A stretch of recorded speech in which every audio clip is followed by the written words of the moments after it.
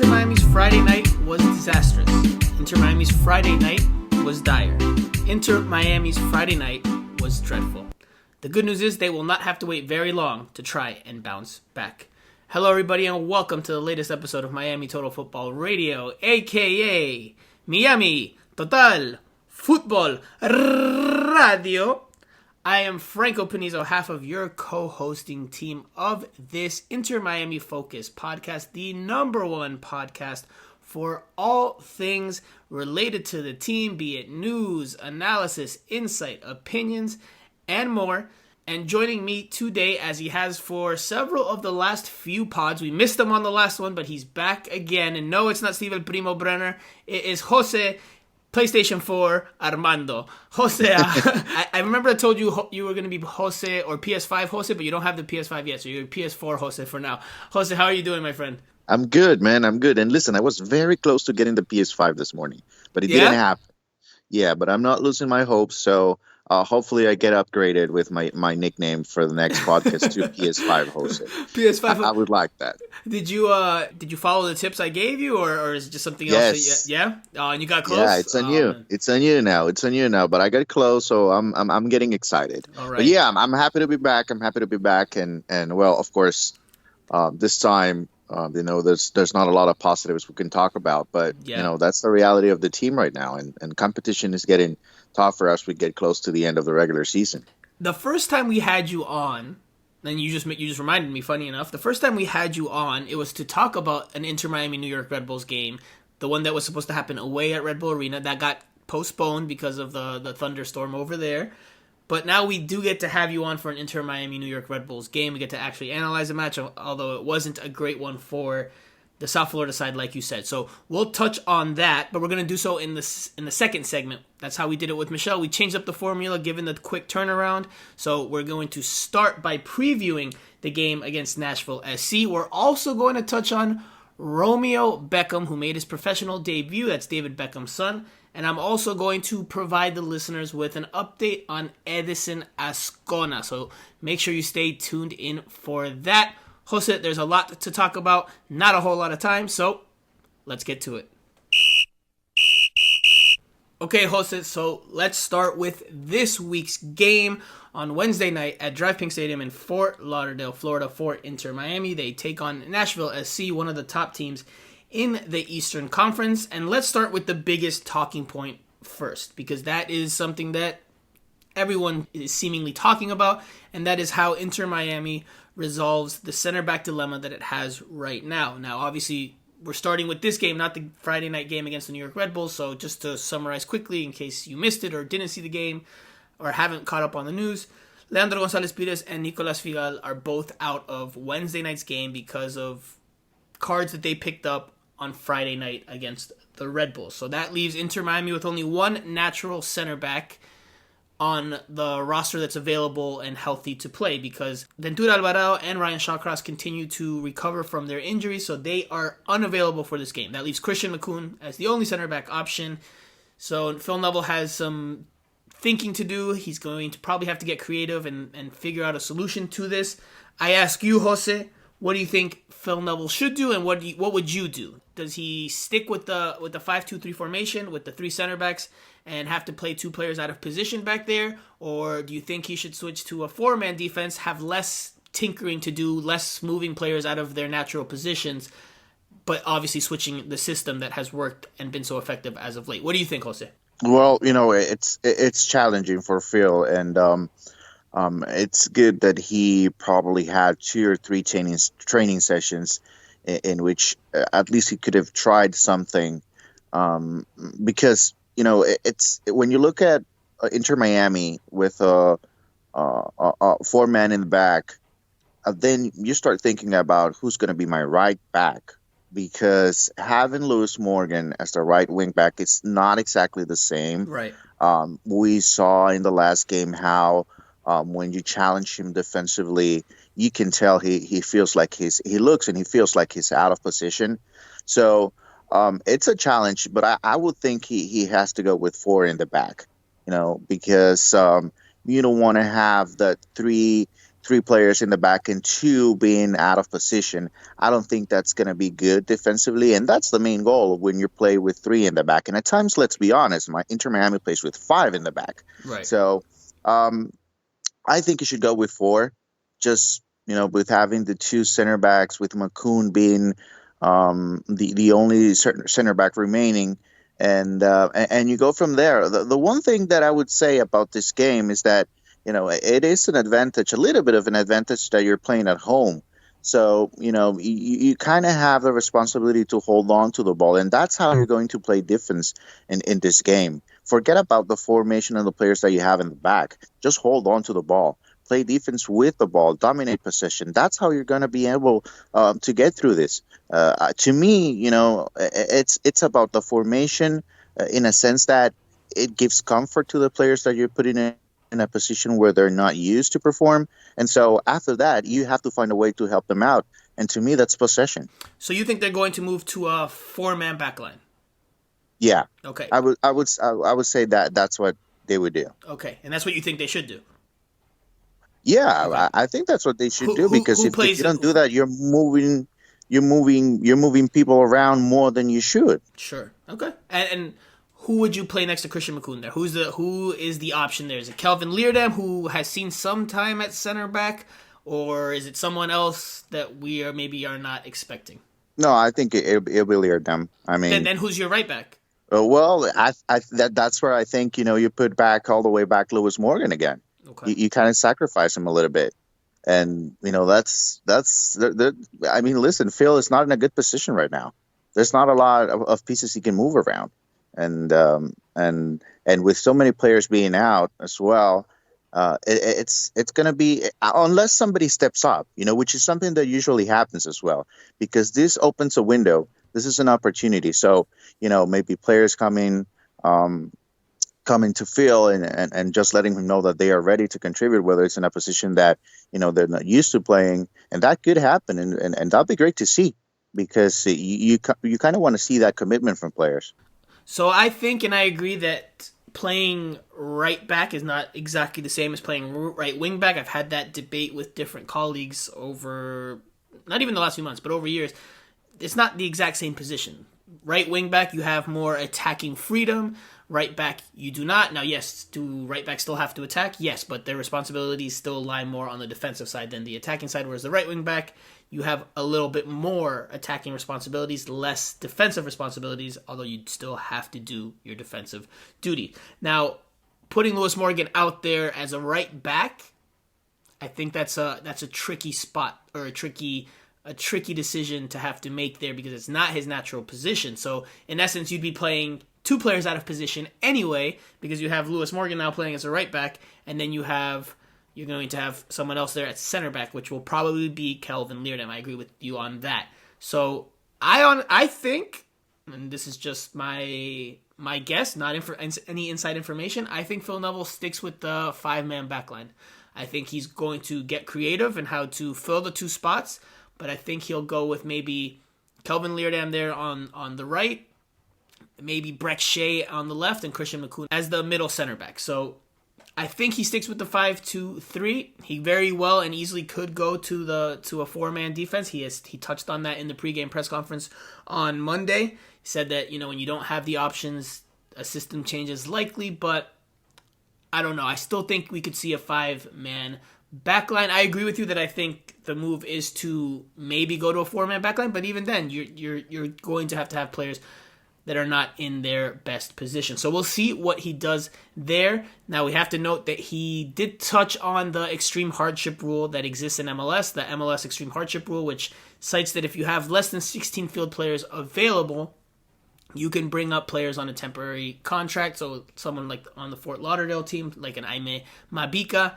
but Inter Miami has more than 16 field players available, so they are not going to be able to use that rule or tap into that rule. Phil Neville was, I don't know if he was critical, but he was in disagreement with that, because he feels like the rule blocks the progress of young players, that some young players would have definitely come up from the Fort Lauderdale team and gotten starts or been in contention to get starts in this one. So it was a big talking point that he had in that press conference on Monday.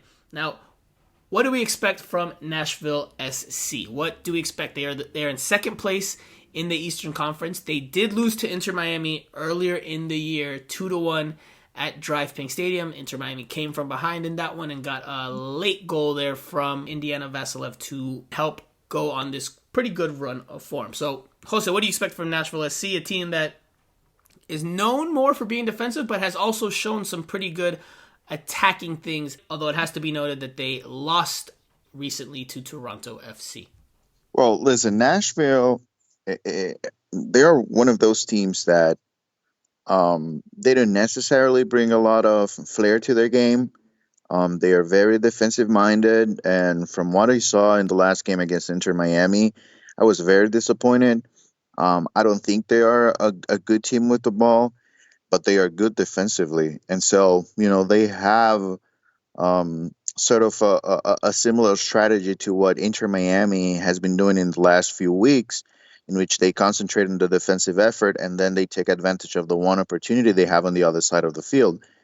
So, you have to give them credit because they're good defensively. They're not exactly fun to watch. But it's going to be a challenging game for Inter Miami, especially because they have been struggling offensively, and you face a team that concentrates on their efforts on defense. That's going to present a challenge for Inter Miami. And if you look at the standings, this is a big game. It's a game especially when you're at home, you want to get the 3 points. And so I think it's not gonna be an easy game. I would say Inter Miami is in trouble. But, they're going to have to rely on their superstars. Well, if they have any, but, designated players to win this game. So Nashville SC has given up the least amount of goals in the Eastern Conference. They've given up 23 goals. But their attack is the fourth best in the Eastern Conference. They've scored 39. That's, again, fourth best right now in the East. So while they are known for being a defensive-minded team, like I said before, they've also shown some more attacking power in 2021, and that's a lot of it has come from Hani Mukhtar, who hurt Inter Miami in the playoff game last year, so Inter Miami players will be familiar with him and the creativity that he brings and the dangerous play that he brings. I also remember the 0-0 draw that the two teams had earlier this year up in Nashville, and he also showed some flashes there, although it wasn't his best game. So look, for me, the key to the game is winning the possession battle in the midfield, finding a way to give your defense a break or not have them be tested, because you're going to have players playing out of their favorite or their more natural position. So defending with the ball, by having the ball, by being in possession, I think that's key. I think that's also key to maybe trying to get your attack going, which we'll touch on in the second segment, because that's been a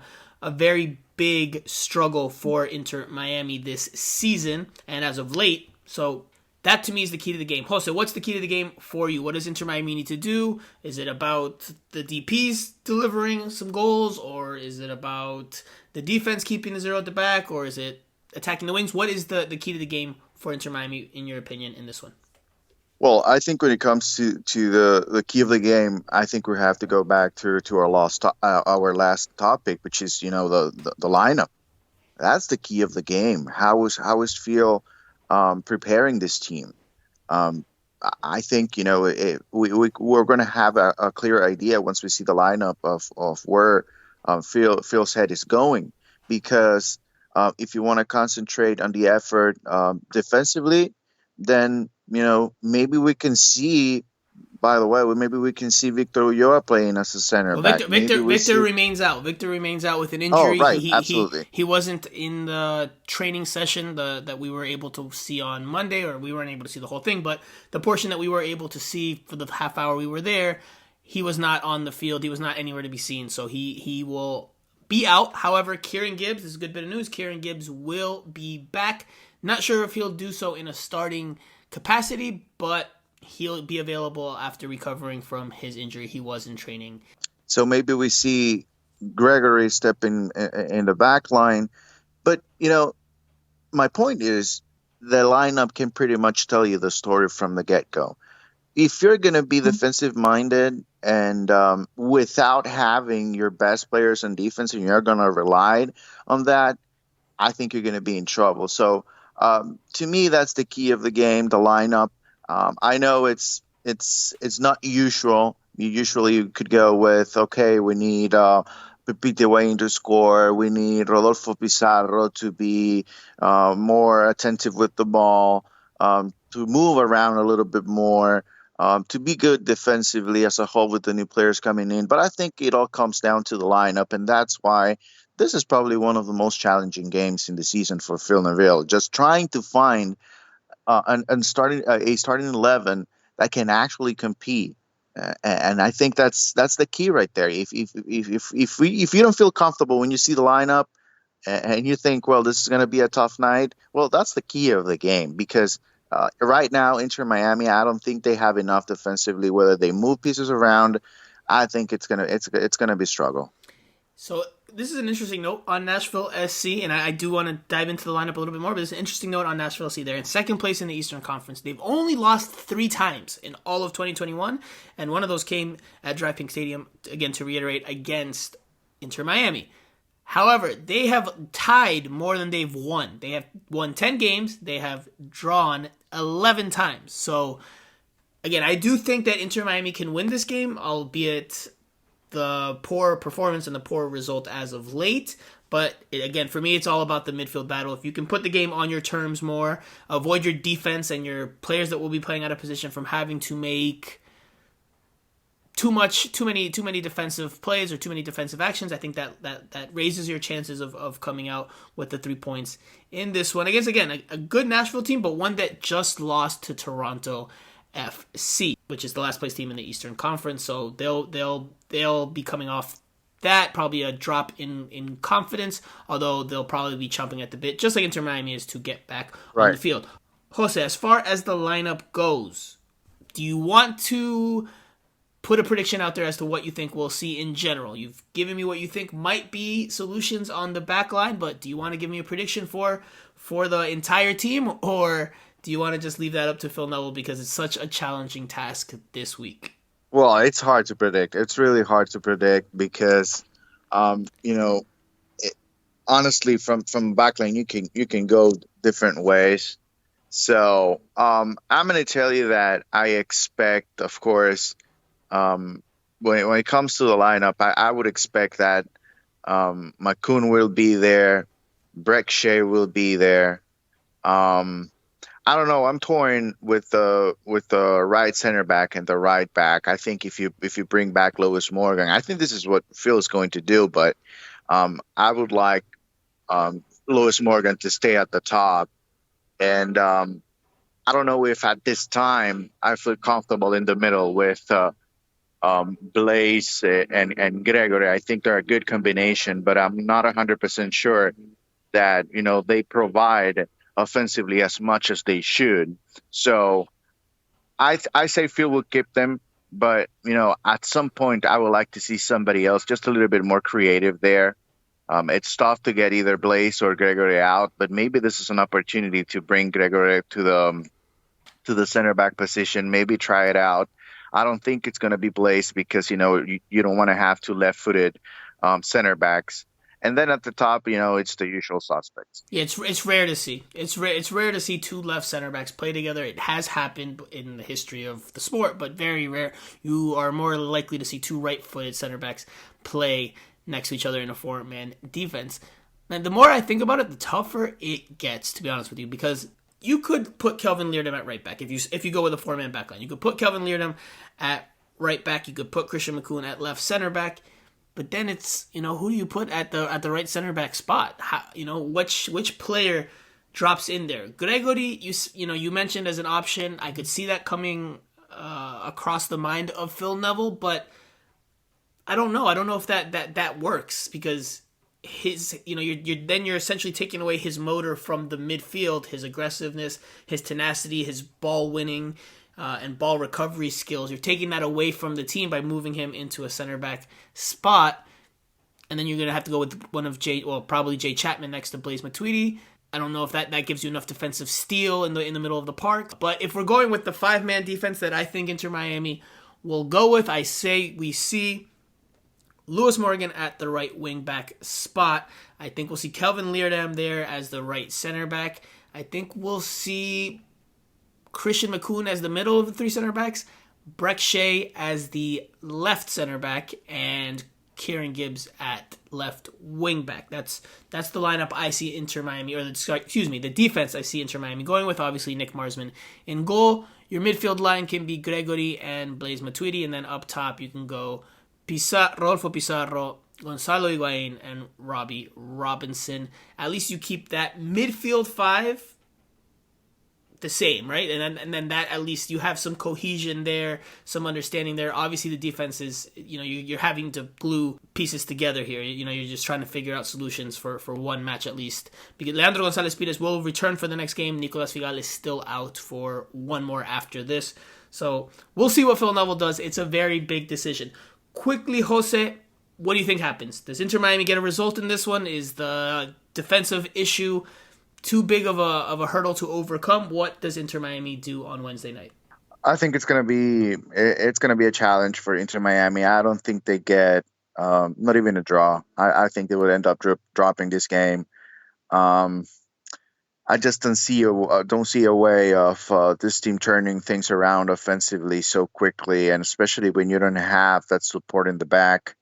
I think the challenges offensively will only get better when the players at the top can rely on who's playing defense, and I don't think Wednesday is going to be the night for that. So I think they will end up dropping the game on Wednesday. I would say Nashville will end up winning by 2-0.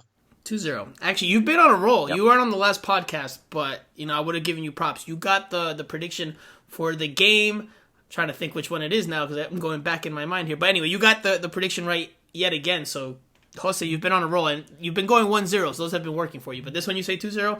Okay, I say Inter Miami ties this one. They draw this one. A 1-1 draw with Nashville SC. It will not be a pretty game, I do not think. But I think they'll at least get a point out of it. Obviously, Inter Miami needs as many points as it can get as it can grab, because the team right now is in 9th place in the Eastern Conference. It is sitting on 32 points.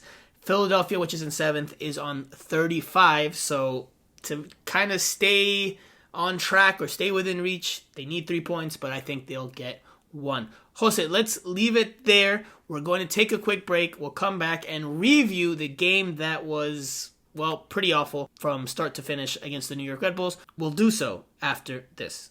I think ultimately we got to take responsibility as manager. Probably picked the wrong team in terms of the amount of freshness that we put in the team. It was obviously we looked leggy, we looked fatigued at the end of a really tough week, and I take responsibility for that. But ultimately, we've still got to do better in the game. Okay, Jose, we've looked ahead. Now let's look back. Inter Miami suffered a 4-0 defeat at home at Drive Pink Stadium on Friday night against the New York Red Bulls. A score pretty much defined what the game was like. The scoreline wasn't flattering. This was as bad as the scoreline indicates. Inter Miami goes down 2-0 in the first half before Nicolas Figal is given a second booking late in the opening 45 minutes. In the 38th minute, I believe it was, he sent off. Inter Miami's down 2 goals and down a man the rest of the way. They never really stand a chance after that. Not that they were really playing well before that, but they never stood a chance really after that. They give up 2 more goals to Fabio in the second half. 4-0 defeat. Un marcador abultado, a very lopsided result. Inter Miami was outshot 27-2. Jose, what was your... actually, before we get your 2 biggest takeaway, this was the lineup that Inter Miami fielded in this one. Nick Marsman in goal. Lewis Morgan at right wing back. Your center back trio from right to left: Leandro Gonzalez Pires, Nicolas Figal, Christian McCoon. And your left wing back was Breck Shea. Your midfield line consisted of Gregory and Blaise Matuidi. And then up top you had the front three of Rodolfo Pizarro, Gonzalo Higuain, and Robbie Robinson. So, Jose, what was your biggest takeaway from this one? What was the number one thought you had when you were driving home, or maybe the next day after you had a night to marinate on the match? Well, no effort. That's all I thought. No effort. There was no effort from the get-go. Not a good effort. Not a good energy as the game started. And the only reason, there are a couple of reasons why I don't put this game in the same category as the New England Revolution game. The first one is because of Nico Figal's lack of concentration and getting two yellow cards in such a short time, and after that, of course, the red card. And the other one is because yes, they have the excuse that they have been playing. Um, you know, they haven't had enough time to rest, and so that's the only two reasons why I say that. But let me be clear here. This is not the first time and will not be the last time that players from Inter Miami and coaching staff play 3 games in a week. This will happen again, and you don't want them to have this excuse over and over again, right? So every time they play 3 games in a week, the third game they're going to get outplayed, outscored, and just run off the field. I don't think that's acceptable. This time, I guess, it's okay, but you need to find a way for Inter Miami to compete, knowing that at some point in the regular season, you're going to have to go through this. So it was a disappointing game. I don't think New York Red Bulls is, that big a challenge. They are not one of the top teams. I think they do have some talent, but I mean, this shouldn't happen. And I hate to see from this team that, to me, probably they will never admit this, but I think they gave up in the game. Just they were thinking they are tired. They were thinking they're not up to the task, and they just gave up in the second half. With 10 men, of course, I get it, but I never like to see a team give up on a game, and I think that's what they did in the last game. And I'm sorry to say this, but that's the way I see it. So I think in the New England game that they gave up, I think that was one of my takeaways from that game. That was players just going on their own, saying, I'm just gonna do my thing because this game's over, etc., etc. I don't know if in this one I would agree with that. I think that in the second half the game was being managed a bit more from this one's pretty much done and dusted. Let's not impact what's ahead. I think Phil Neville shows that by taking out Gregory there early in the second half. Remember that New England is a much better team than the New York Red Bulls. Remember that. No, absolutely. I mean, this result was terrible, and the performance was awful. From the first minute to the last minute, they were outplayed, outworked, out-hustled. I just don't know if I agree with the takeaway or with the sensation that they gave up. I think that this was just an awful, atrocious game that they didn't play in from whistle to whistle. Now, having said that, I like that you use the word excuse and not reason for their lack of fresh legs or their fatigue, because I do think that that's an excuse. Now, could they have been tired? Absolutely. But guess what? The New York Red Bulls also played 3 games in 7 days, and they played 2 of those games away, whereas Inter Miami only played 1 game away during that stretch, and that was up in Toronto.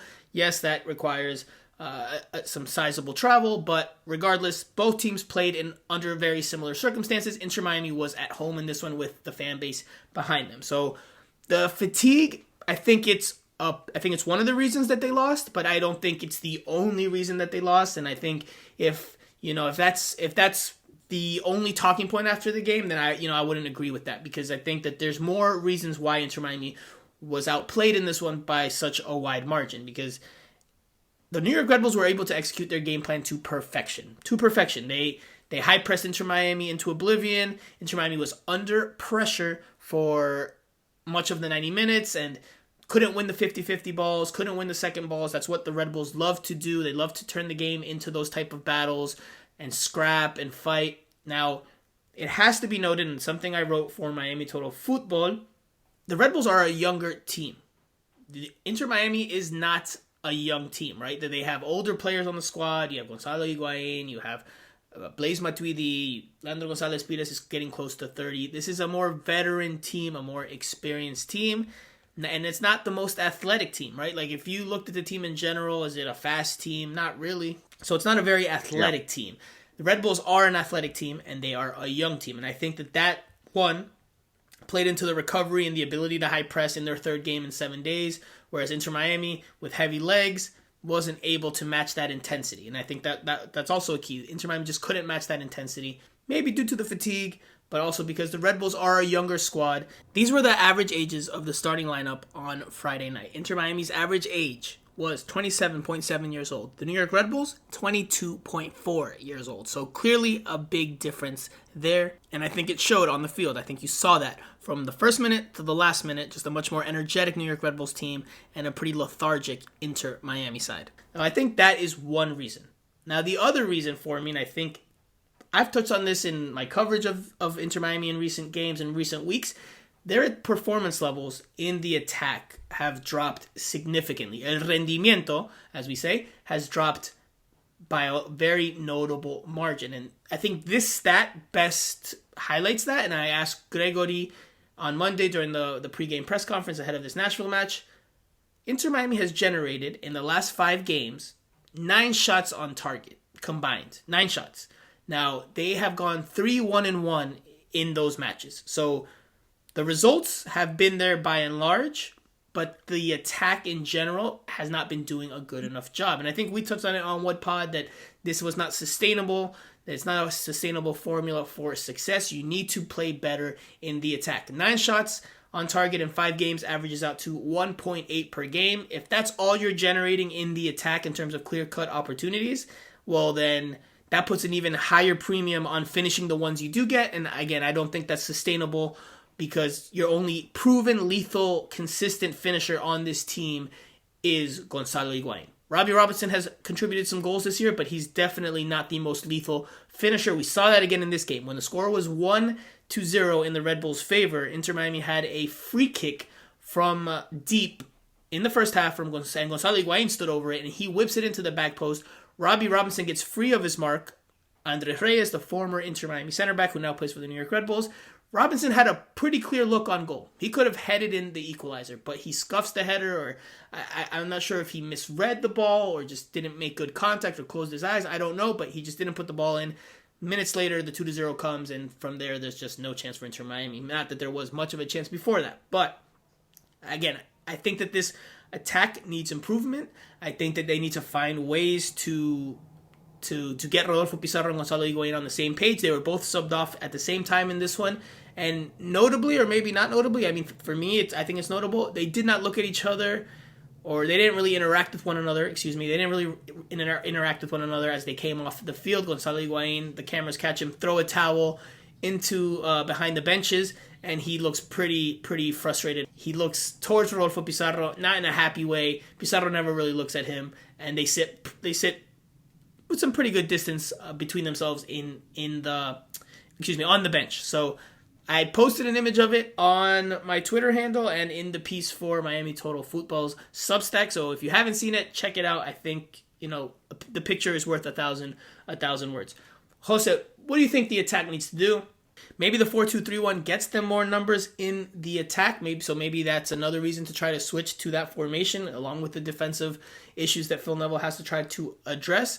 But what do you think the attack needs here? Because clearly, if you're only getting 9 shots on target in 5 games, that's not a recipe for éxito or for success. Yeah, that's not enough, and I think there's a couple of things there.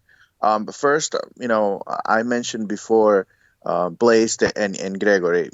I like them both as players, but I think they haven't done enough in the transition from defense to offense lately. And I think that's the one thing that's hurting the team, because you want to give Rodolfo Pizarro the opportunity to touch the ball in the attacking part of the field. You don't want him to come back as much as he has been able to do in the last few games.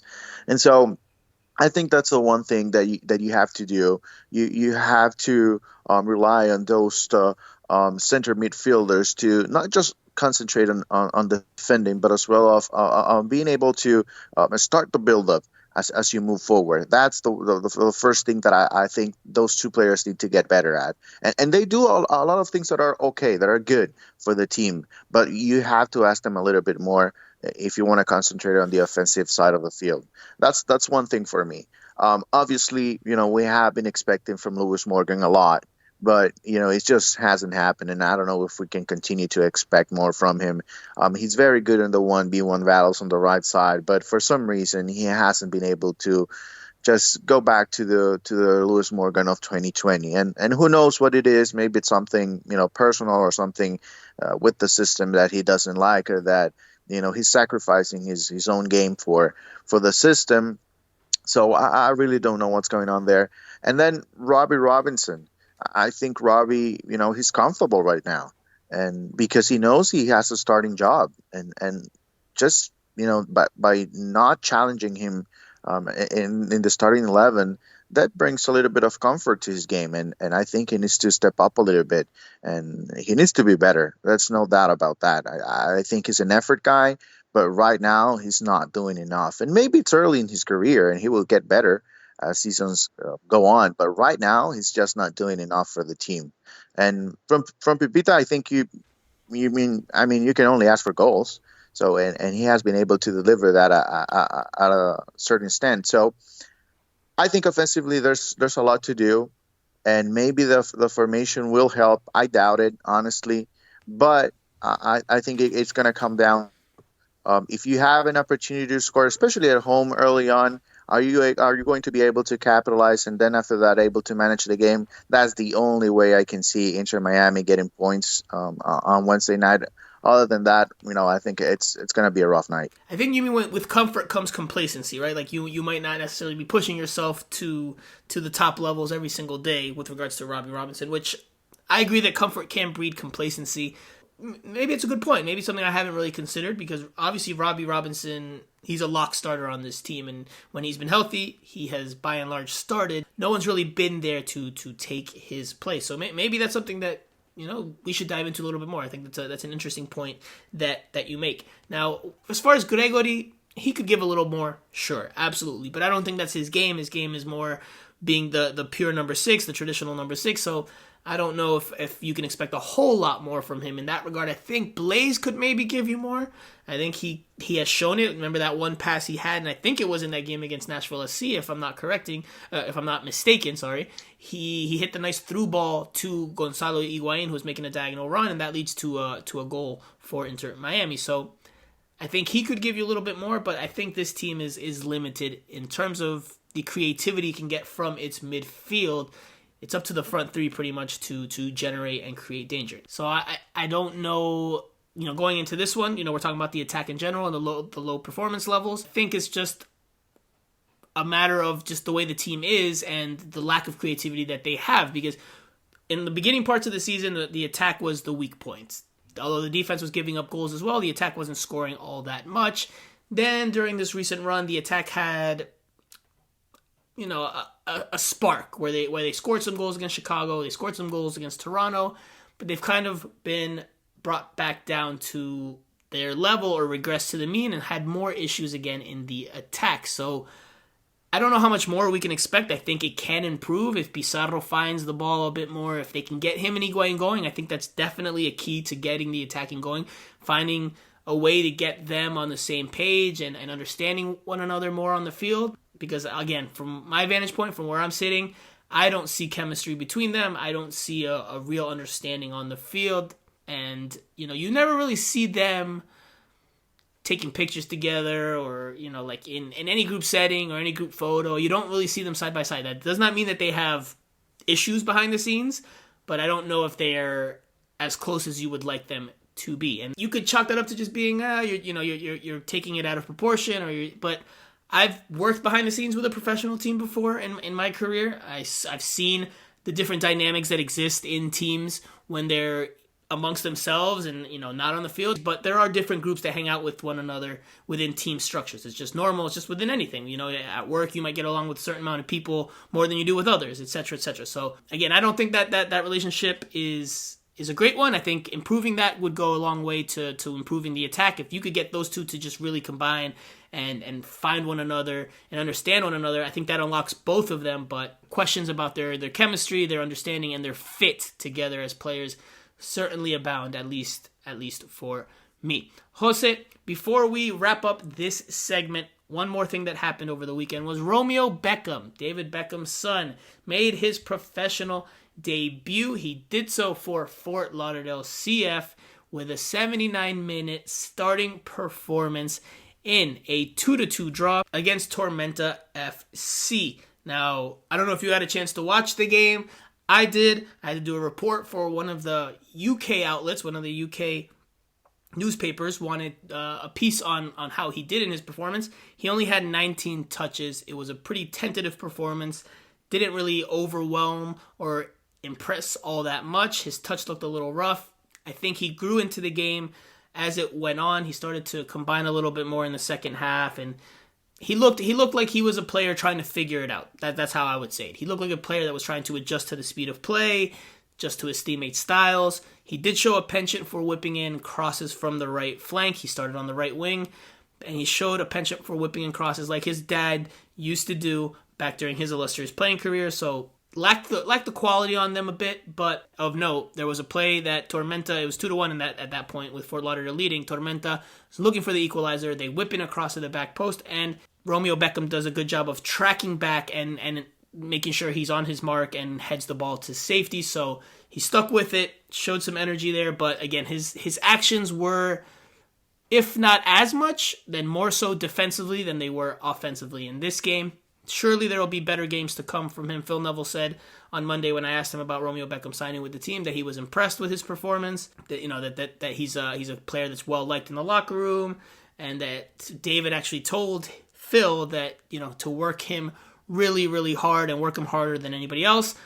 Not sure what that means because Phil Neville doesn't coach Romeo Beckham. Romeo Beckham's coached by Darren Powell on Fort Lauderdale CF. But anyway, just your thoughts on Romeo Beckham signing, and if you got a chance to see his debut, what you thought overall.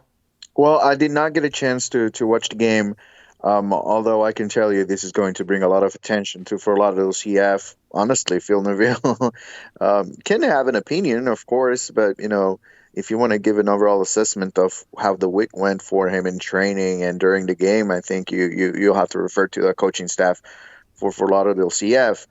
But I don't expect Phil Neville to say, Romeo Beckham had a pretty poor performance or a quiet performance. I mean, I don't think he's right, especially with the relationship he has with David, former teammates, they're friends.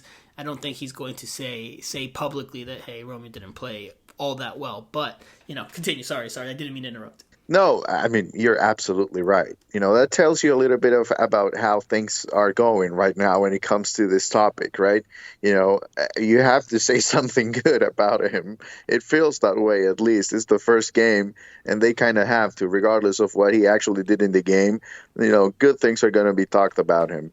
That's honestly, that's on Romeo. He needs to get better, and he needs to perform to make it to the first team if that's his goal. Maybe it isn't, but it's going to be a challenge because right now we can only refer to him as the son of the owner of David Beckham, and that's the reality. So it should be a huge motivation for him to create his own path, and hopefully he's able to do it. So really quickly, and we'll leave it there after this. I want to ask you this: how much do you think being the son of David Beckham, having that last name on the back of his jersey, is going to weigh on him as a player or as a person? Obviously, his dad's a very famous and successful person. He was a tremendous player during his career, very popular, obviously. But being the son of any former player that had a good amount of success, and we're not just talking the Beckhams here or even the Nevilles, we're talking just in general. This has happened from time to time during the course of different careers. Look at Jurgen Klinsmann with his son Jonathan Klinsmann. With that name comes an extra weight, some burden of expectations. Inter Miami got quite a few inquiries about Romeo Beckham. This is news I broke actually over the weekend with Steve Brenner and Primo. We broke that Romeo Beckham was set to make his debut. So once that came out, Inter Miami got quite a few inquiries from what I know about Romeo Beckham playing, and obviously there were a lot of eyeballs on Romeo Beckham in this game. I think his presence in the team will raise the profile of Fort Lauderdale CF and of USL League One, the effectively the third division in the U.S. soccer pyramid. So I think it does quite a bit for all of that. But I think Inter Miami and Fort Lauderdale CF are trying to manage the expectations there and try to not put so much pressure on him. Again, we said under pressure in regards to Inter Miami and the New York Red Bulls. I think he will be under pressure just because of the name. I think Inter Miami is trying to manage that though, because look, they never announced officially that he had been signed by Fort Lauderdale CF. He just appeared on the roster one day. Although I had reported the day before that he was set to play for the team. The next day he was on the squad in a game, but he never was announced as an official signing. Now, also Fort Lauderdale CF, they don't have availability. They don't do interviews with the media. They don't make the games open to us on the media side or even the general public. So that's obviously been something that's been going on even before Romeo Beckham was in town or was on the squad. But I think they're definitely trying to manage his situation. Another note, Inter Miami in this one, they just included him in the lineup. Didn't say, Romeo Beckham's making his debut. After the game and the pictures that they distributed for use for the press, the only one of Romeo Beckham that you can see is one of the back of his jersey that says Beckham. He wore the number 11, not the number 7 like his dad or the number 23. He wore the number 11. And you just see a picture of him from behind crossing the ball or hitting a ball upfield. So not even a picture of his face. They're clearly trying to manage the expectations. They don't want to probably overburden him, and I'm sure that also comes from David as well. There's probably some direction from David there as well to try to let him be as normal as possible, but obviously he's not just another player. He's David Beckham's son, the team owner, the son of a very famous and very accomplished player. So regardless of their intentions, people are going to be keeping a close eye and maybe unfairly expecting him to play at a certain level. What do you think? Well, listen, first, I think, Inter Miami, I agree that they are managing differently, Romeo, but I think Inter Miami doesn't want Fort Lauderdale CF to grab attention from them. That's the first. And that's why we don't get a lot of information from them. And I think on Romeo, it's an opportunity for him to grow, but, it's going to be really hard for him to not be compared with David. It's going to be really hard. It's going to be really hard. And if you see the comments and if you see the articles written about him, there's always that comparison with him, whether he plays the same way, same position.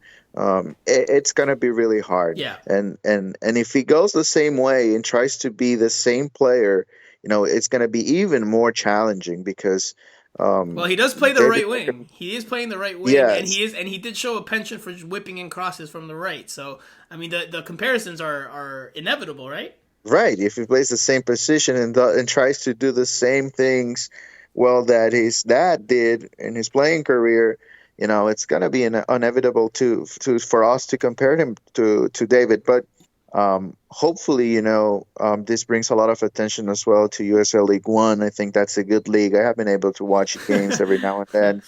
I think that's an interesting league, and especially for him, just getting the opportunity. Hopefully sometime as media, we can get to go to the stadium and watch the games in person. It'll be great. I laughed and I chuckled there because while Inter Miami did not post a picture of really post a picture head on of Romeo Beckham in this one, USL League One made no mistake to do so in their tweets after the match. It was a picture of Romeo Beckham and a player from Tormenta FC, jockeying for position on the ball or fighting for the ball, and they made sure to include his face on there. I don't think that's by coincidence that he just happened to be the picture or in the picture that they post in their tweet after the game. Clearly, they're going to try, although I'm sure in a calculated way, to tap into his profile because, he does raise the interest that exists in the league. He raises the interest in Fort Lauderdale CF. I mean, just look at this, for example. A UK rag has never before asked me, I don't think, or Steve Brenner, to do in-game coverage of a USL League One game. It happens because of Romeo Beckham's participation, because he's starting. So clearly, he's not just another player, although Inter Miami and Fort Lauderdale CF will try to make him feel as one as much as possible. Jose, let's leave it there with regards to what happened over the weekend. We have the Q&A session to do. I don't know if you're sticking around for that.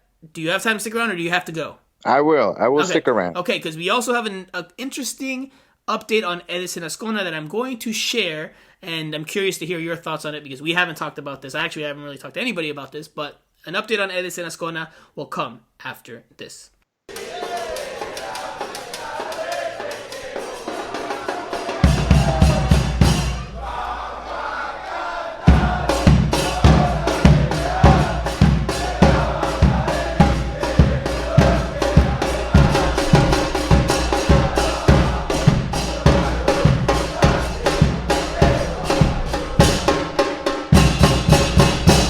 Okay, PS4 Jose. Before we get into the Q&A session, I've talked about an Edison Azcona update throughout the pod. I have not told you this. I haven't talked to, like I said before, much to anyone about this, just in terms of discussion. But he did not dress this weekend, neither for Inter Miami nor for Fort Lauderdale CF. He wasn't in attendance to watch a game in the stadium, but he did not play. He did not dress. Now, I have been told, sources have told me, and I'm reporting this here on Miami Total Football Radio, that Edison Azcona has had disciplinary issues this season. That there's been different moments where he hasn't been as professional as they would like, and that he has been punished. Now, with regards to this current situation, I don't know why he was punished, but I have been told that him not dressing for either team was down to a coach's decision. The team continues to work on his development, not only as a player, but as a person and as a professional. Jose, when you hear that, what do you think? Because I've also heard he's been tardy to some practices, for example, and shown up late, etc., etc. Now, he's obviously a young kid. He's still a teenager, but he's a professional now. What are your thoughts on this that I'm presenting here, that he has been disciplined? I'm disappointed. Yeah, I know you're a big Edison Azcona guy. I know you're a big Edison Azcona guy. Yes, he's a talented guy. I liked him a lot. Obviously, if you have discipline issues, you're going to go nowhere in soccer, and so it is disappointing. I'm not happy with this reporting, but it's not unusual. It's not unusual. Sometimes young players tend to make mistakes, and remember that. Also, Azcona, he had the opportunity to play with the Dominican Republic national team, and maybe that got to his head a little bit. He knows he's talented. Listen, let's be honest. He knows he's talented, but he needs to understand that he needs discipline to be successful in soccer. And so I'm glad to hear that Inter Miami or Fort Lauderdale CF are not letting this go. I think that's good on the team, and hopefully he's going to be able to learn from this. And he's missing a chance here because this year Inter Miami could really use him. And if he's up to the task, and if he's able to get his head where it needs to be, I think he can contribute to this team. And this is not a long-term project. Azcona has the talent, and I think he has shown, especially early on in the season when he got opportunities, it was exciting to watch him. So hopefully he gets back on track. Maybe he gets a shot tomorrow night.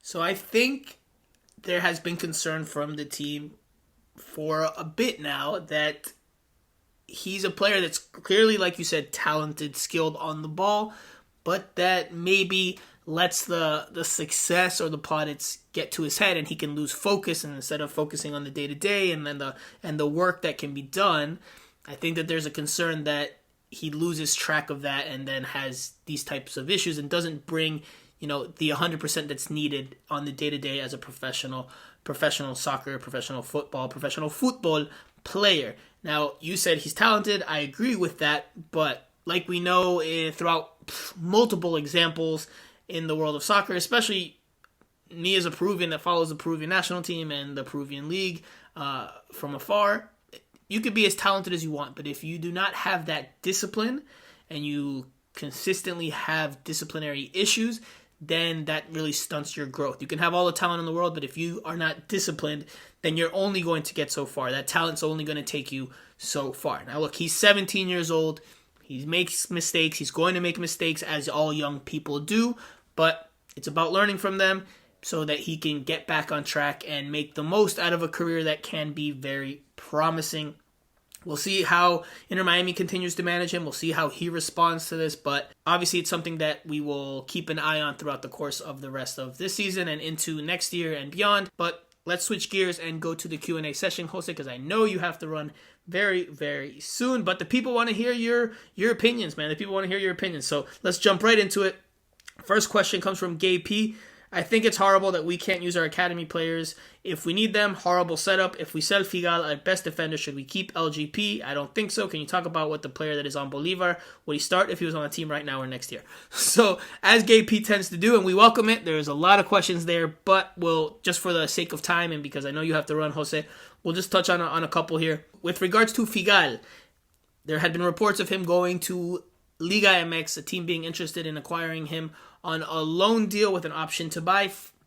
Phil Neville at the pregame press conference on Monday shut those rumors down. He said Figal will be an Inter Miami player come Thursday, 100%. That's when the Liga MX transfer deadline is, or excuse me, it's on Wednesday, so by Thursday the deadline's done.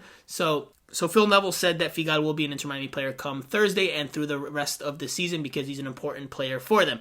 He did say, though, that it's through the rest of the season that Figal will be an important player, which I think is noteworthy because we know the implications or the sanctions that Inter Miami is facing. They're going to have to cut some important TAM-level players, target allocation money players, come the winter, so that he just said Nicolas Figal will be a player through the rest of the season, but not, for now and beyond.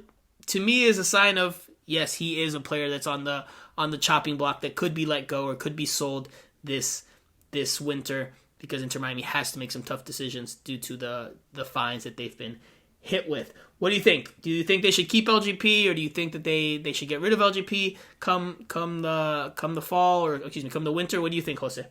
Well, I think they should keep them for the rest of the season just to give the fans an opportunity to watch a competitive team play, at least for the rest of 2021. I think from the ownership group and all the mistakes they made, the fans will pay for it. The fans will pay for it, no doubt about it, because they're going to go to the stadium and maybe they're not going to watch a competitive team in the next 2 seasons. But if they can do that for at least for the rest of 2020, I think that's the least they can do, right? Because remember, Inter Miami is in trouble right now because of management. They did not manage the team well in their first year, and that's why they're in trouble. So hopefully, they can wait until the end of the 2020 season to make the changes that they need to make and not, start right now and pretty much start the suffering earlier than when it should be. Do you agree with me, Jose, that Phil Neville saying Nicolas Figal is going to be a player that's with Inter Miami on Thursday and through the rest of the season? Do you read into that the same way I do, that means that, he's a big candidate to potentially move on this winter? We know the situation they're in. So do you read into it the same way, or do you think that's just him saying, hey, look, he's sticking around for 2021 and he's only referring to the season? I agree 100%. I agree 100% with you, although, it remains to see who goes first. Everybody, I think most of the players in Inter Miami right now, are open for discussion. The thing is that, everybody else in MLS know the situation they're in. Mm-hmm. So, what type of offers are they going to get? So, if they get a good offer for LGP will go first. And if they get a good offer for Nico Figal, then he'll go first. So I think, everybody is pretty much available when it comes to Inter Miami right now. Well, a lot of pieces are. That's for sure. I don't know if everybody. I think Gregory and there's a few untouchables in there. Definitely something to keep an eye on, obviously, as we go into the off season later this year. I do think that if they had sold him to Tigres, that's the team that was reportedly interested in him, if they had sold him or anything of the like, that's pretty much throwing in the towel on the year because you're taking away a very important starter and a very important player from your team. Tough to replace him when you don't even have center backs available on the roster because the other ones are injured. So I think if they had sold him, loaned him, then that would have been them saying, hey, we're throwing in the towel on this year. If we make the playoffs, good. If not, then we're okay with that. But clearly they're going to have to make some decisions. Alone is not really helpful right now. Right. They're going to keep him, and Phil said this because he's an important player and they want to push for a playoff spot, and losing an important player at this point in the year is not helpful to the team with regards to this season. Now, is it helpful for the bigger picture if he goes on loan and then maybe gets sold?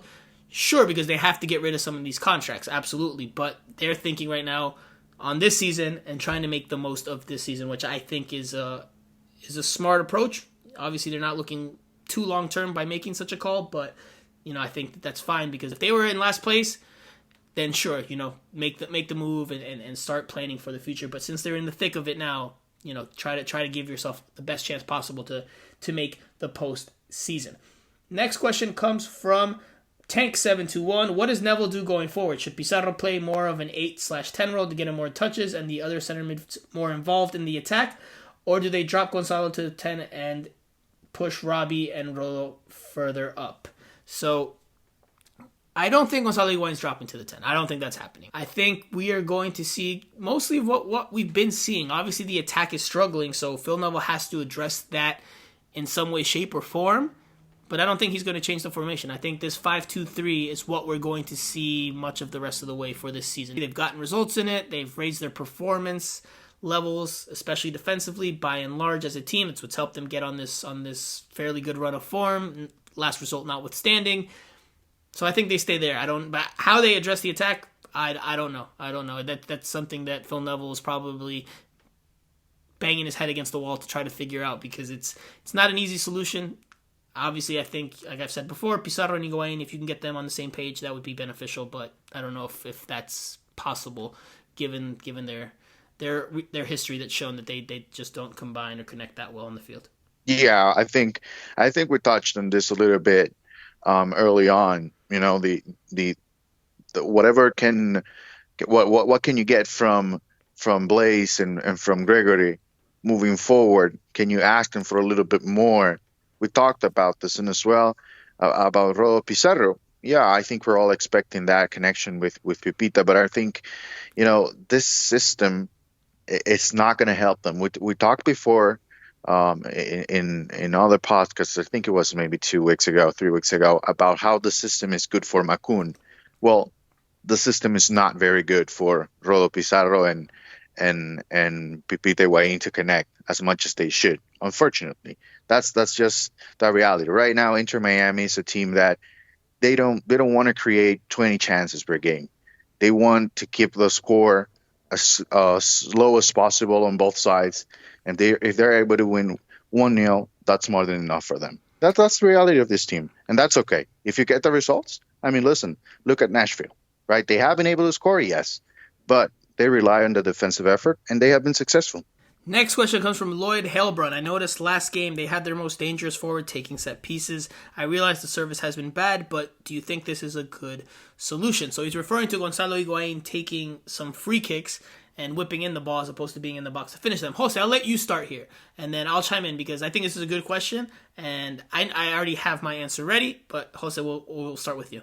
Well, it was interesting, you know, Gonzalo Higuain taking that free kick. You know, you mentioned it before, like the cross that should have been a goal from Robbie Robinson. That's my first thought. As soon as I saw Pipita taking that free kick right there, I was like, what is going on here? I mean, you have Rodolfo Pizarro on the field. You even have Lewis Morgan. Why is Pipita Higuain taking the set piece right here? And, you know, I happen to agree with their frustration there. But I think it comes down to leadership on the field, and Pipita wanted to take that free kick, and that's exactly what he did. So it's on field to address that, you know, what the better choice is for the team. And at that time, listen, as much as we can criticize that, it almost worked. It almost worked because it wasn't Robbie Robinson not scoring there and not on the cross from Pipita. So I would disagree with you there in the sense that I think this was orchestrated. I think this was planned. I think they probably worked on it in training, and that, you know, him taking the free kick was instruction by the coaching staff and by Phil Neville. Now, why you have him taking the free kicks as opposed to maybe being in the box to finish things off when that's his bread and butter? Look, I don't think Gonzalo Higuain is that great of an aerial threat. We haven't seen it from him with Inter Miami since he's arrived. He's not very good at winning those aerial balls or those 50-50s.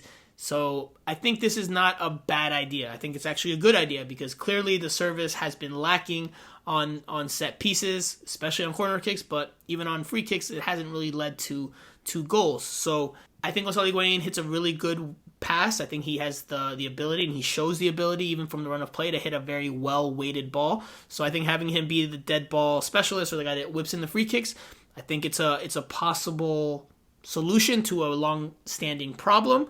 Because one, he can hit the balls in well and with precision and with some good zip, and he's also not a great finisher of aerial opportunities. Sure, could the ball bounce to him in the area, and with his finishing skills he can put one away? Sure, but we haven't seen that even happen from the run of play in set pieces or in set piece situations. So I think this is a good idea because obviously the set pieces are quite a big problem. And he'll give them a bit more of a threat with regards to at least hitting balls that have more pace and more power and more precision than maybe they have been having as of in recent games or for much of this year. The next question comes from Roberto Rivadeneira. It's a 3-tweet question. Can you explain why MLS has this weird and hectic schedule? In Latin American countries, a team plays once a week. Team A faces Team B twice in a season, at home and away. This happens within 2 stages of the championship or the season. In MLS, Inter faces other teams what appears to be in a random way. Inter can play 3 times in a week, then twice, then once. Not that Inter has 3 set of players. We can't even find a replacement for Nico and LGP. Do you find it unnecessary to have this busy and confusing schedule in the MLS? Jose, do you want to start there or do you want me to start? Yeah, well, not finding replacement for center backs that are not available is not on the schedule. It's on the team, on not having a deep roster. That's the problem right there.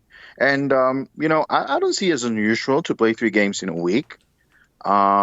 Maybe if you look at it from the standpoint that these are all league games and not related to some other competition. But I've seen in Latin America some weird things, and it's not ideal. Of course, I get it. But, I think it comes down to several things when it comes to MLS. Travel. We're still in COVID days, which especially last year created a lot of trouble when it came down to who you were playing because they didn't want teams to travel a lot.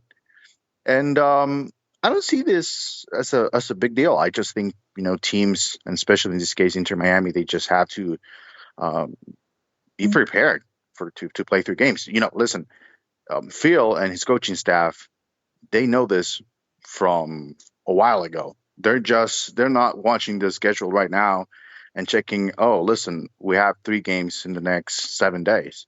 They know that. They know that for a while. So just have to prepare with what you have. And it is what it is. I don't think that is a big trouble. So I think it's more in lines with the chaotic nature of the season that MLS has. And I think his point is that, look, in the stretch of 11 days, I think Inter Miami's played 4 games. And then in other stretches, they have long breaks in between. And it's not very fluid in that way. It's just kind of choppy and it does get chaotic at times. So I think, look, the reason for that and why there's no balance in the schedule is because that's just how MLS is. MLS is a huge league with 27 teams, if I'm not mistaken, right now, with more to come. So you don't play every team home and away. You can't, because if you do, you're talking right now, 26 teams times 2 would be 52 games. Now you could have your criticisms about, is MLS too big, etc., etc., but that's a different talking point. But this is why the schedule is the way it is. For example, Inter Miami will be playing the Portland Timbers very, very soon, but they do not play the Seattle Sounders at all this season. So that's just part of the scheduling quirks, is part of having a league that is set up this way. Maybe down the line, if the league gets big enough, they'll just play Eastern Conference teams, and then the Western Conference teams will just play the Western Conference teams. I mean, again, this is just conjecture at this point, but the reason why the schedule is as funky as it is because the league is just very, very big with lots of travel involved, etc., etc. Next question comes from Sal Paradise, and he says, once Pellegrini's loan spell ends, are we back to having 40Ps? We'll have to buy one out again next season, correct? Unless we outright sell one of them this coming offseason. Also, is it possible to restructure some of the higher earners deals to lessen the cap hit? So, Jose, quickly, just to touch on this, because we've touched on this on a few other pods, Pellegrini has a loan deal through next summer. Once that ends, yes, he would be a 4th DP back on the roster, but I imagine that they will sell him before that. Then I don't imagine that they will put themselves at jeopardy of breaking the roster rules yet again and not being in compliance with MLS regulations. So don't expect Pellegrini to return. Don't expect that to be an issue. Obviously, it's something they have to find a solution to maybe as soon as this offseason, but I don't think that will be an issue that comes up. I wouldn't expect it to, especially not with Chris Henderson at the helm. Obviously, we'll see how things go. Yeah, well, listen, I think the last time we asked Phil about Pellegrini, he basically said that his Inter Miami days are over. So I don't expect him to be back at any point. Well, maybe later on in his career, who knows? Gets another opportunity, but at least not next year. So it's a shame, right? I think it's a shame because if you look at the roster right now, um, I feel like Pellegrini would have an opportunity to play more than Juli Carranza, let's say, if you want to pick one player, right? I don't know. It feels to me like it's a shame, but hopefully, Mati he's able to go back to Argentina and have a successful career, and Hey, he's and doing hopefully well. sometime, He's doing well. yeah, hopefully sometime we'll get to see him again in MLS. But I don't think he's going to be back to Inter Miami next year. Yeah, I don't think he's coming back. And look, he looks like he's enjoying his football again. If you look at the performances, he scored a few goals here and there with Estudiantes de La Plata, and he just looks happy. And he just obviously after the tough challenge to be playing again is probably something he's not taking for granted. That does it for this week's Q&A session. Jose, give me your final thought. I'll give mine, and we'll wrap up the pod after that. All right, my final thought it's going to come down to Pepite Higuain.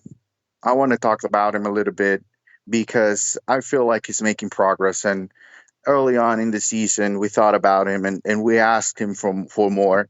And some of the attitude, the heart, the intensity that we have seen in the last few games, I think it's a positive sign. And I like the approach that he's having in the last few games. I think if he gets more help, and this is not only on Rolo Pizarro, but on the rest of the attacking part of the team, I think he can help a lot this team. And so I just want to give him credit, and I hope we can see more from Pepite Higuain. See, I have to say Pepite Higuain because we have actually two Pipas here. So I hope we can get to see the Pepite Higuain that can take over a game on Wednesday and maybe surprise me, and Inter Miami will end up with 3 points. I'm going to stick on that talking point a little bit, Jose. And this is my final thought. It's on Rodolfo Pizarro and Gonzalo Higuain. And I think, look, this is not information. This is just what I've seen and what I interpret and sense from the outside. I think Rodolfo Pizarro needs to feel like he is the top dog or one of the top dogs in the construct of a team. I think he needs to feel very important. I think that's been alluded to over the course of this year. And I think with Gonzalo Higuain's presence and him being more of referente is what we would say in Spanish, right? I'm not sure what the translation is there to English, but just his presence and him being more of the lead figure in that locker room and on the field, I think that's taken away from Rodolfo Pizarro, because I don't think it's coincidental that Rodolfo Pizarro at the start of the expansion season in 2020 got off to a decent start, looked like the leading figure of the team, and then during the second half of the season he hit a dip in form. But then even after Gonzalo Higuain came, he really hit a dip in form, and we just never saw that same level of performance, and haven't by and large since the two have been on the field together. I think Gonzalo Higuain's presence and him being more of that referente, that lead figure on the team, both on the field and in the locker room, I think that kind of makes Pizarro not be able to express himself as much, not feel as important. I think that's why their fit doesn't work all that well. And it's a shame, because if you could unlock those two, Inter Miami might be able to hit a much higher level this season and beyond, but it doesn't look like that's going to be the case. So I fully expect Rodolfo Pizarro to be moved on in the winter. But that does it for this week. Thank you guys again so much for listening. Don't forget to leave us a review on Apple Podcasts and give us a 5-star rating if you think we're deserving of one. We'll be back again next week to recap this game against Nashville SC and preview the next match against Atlanta United. For Jose Armando, I am Franco Panizo. This is Miami Total Football Radio.